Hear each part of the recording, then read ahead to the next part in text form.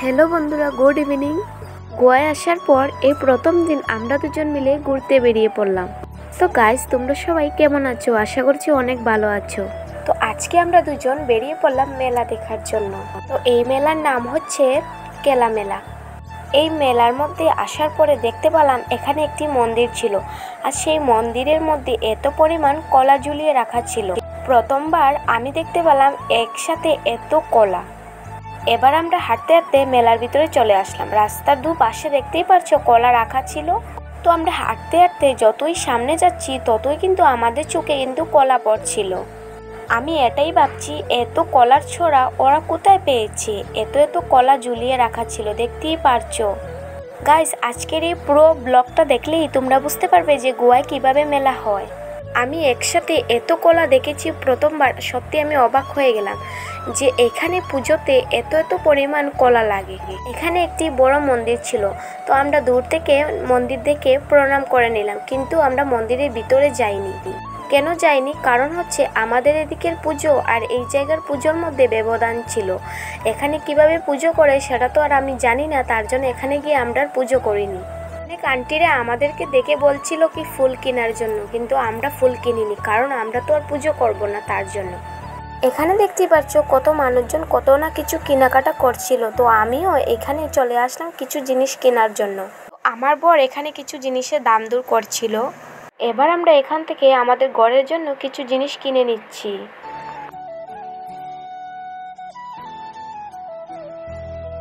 এবার তোমাদেরকে এই মন্দিরের ভিতরে যে কলাগুলো ঝুলানো ছিল সেই দৃশ্যটা ভালো করে দেখিয়ে নিচ্ছি।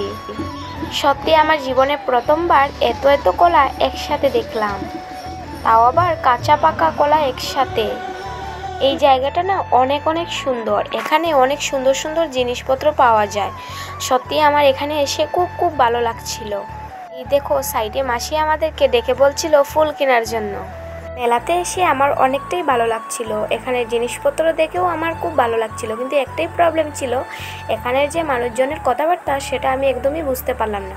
কারণ এখানের মানুষগুলা মারাঠিয়া ভাষায় কথা বলছিল, তার জন্য একদমই বোঝা যাচ্ছিল না। এদের সাথে আবার হিন্দিতে কথা বললে ওরা কিন্তু সহজেই বুঝে যায়। তো তোমাদেরকে অনেক কিছু দেখানোর পর আমরা আবারও চলে আসলাম মন্দিরের সামনের দিকে। এই যে দেখতেই পারছো মন্দিরের সামনের দিকটা কীরকম ছিল।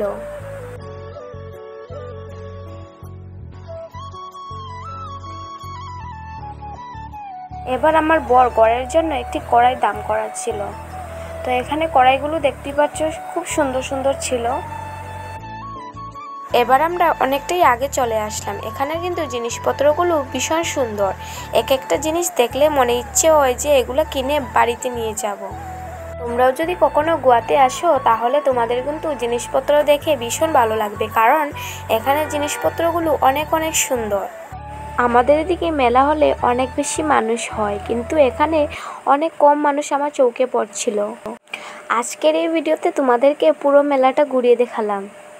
তোমাদের কেমন লেগেছে অবশ্যই কমেন্ট করে জানিয়ে দিও। সাজার জিনিসগুলো দেখতে পাচ্ছ কত সুন্দর, আর এই যে কিছুটা গলার লটকে লটকে রাখা ছিল, দেখতে অনেকটাই ভালো লাগছিল।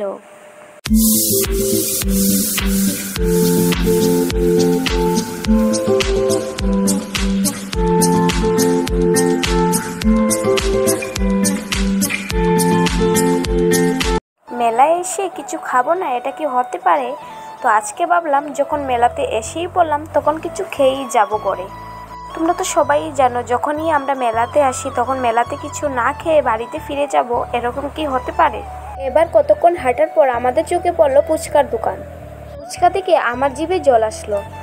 জানো, আমার ফুচকা খেতে খুব ভালো লাগে। যখনই আমি বাজারে যাই তখনই কিন্তু ফুচকা খেয়েই ঘরে আসি।